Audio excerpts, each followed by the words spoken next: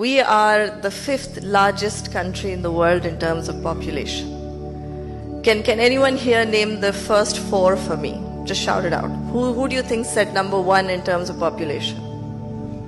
China, second, India, third, USA, fourth, Indonesia, and we're sitting at number 5. So, does population really contribute towards economic growth and development? Hands up for yes? It should. So how much do you think these top 5 countries in terms of population contribute to world GDP? Just as a percentage. Any guesses? 75? What else? So 40 is close. So 45% of world GDP is contributed by the top 5 countries in terms of population. When we pick up the top 10 in terms of population, that's almost 60% of world GDP. So clearly there's something here. But what do you think Pakistan's contribution is to world GDP?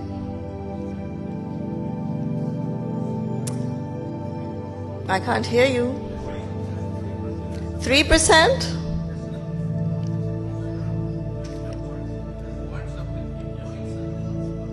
It's actually less than 0.4%. So let's think about that for a minute, right? The top 10 countries in the world in terms of population are contributing almost 60% of world GDP. We are at 0.4.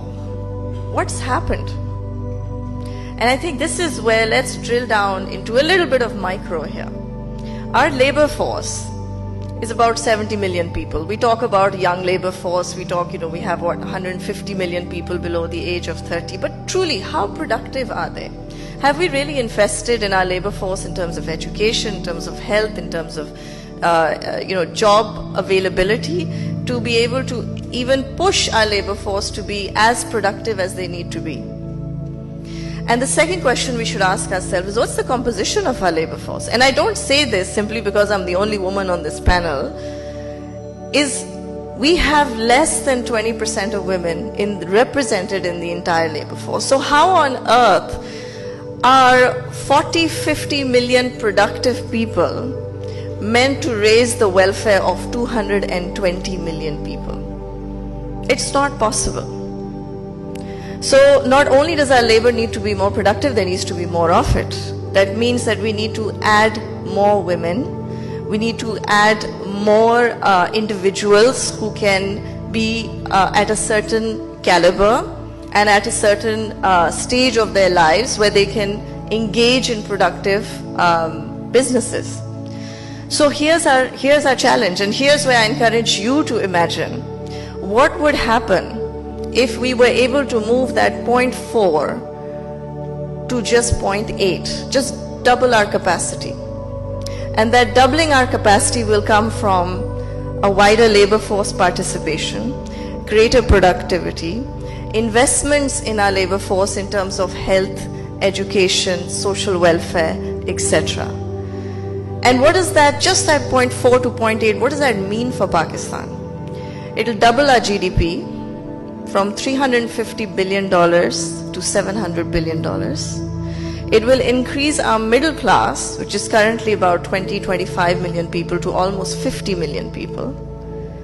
And it will overall raise our understanding, our integration, our ability to relate to the world in a new way. So, let's take this as our unimaginable goal and say, how are we going to just use this strength that we have given, and it's a God-given strength, being number 5 in terms of the population metric, and say how can we double our own ability by investing in our own people. And I think that's the thought I'd like to leave you here with today, because ultimately any policy that we take on has to address this issue. And if it doesn't, then that 0.4 goes to 0.3, goes to 0.2, and effectively, despite being the 5th largest country in the world, we become slowly more irrelevant.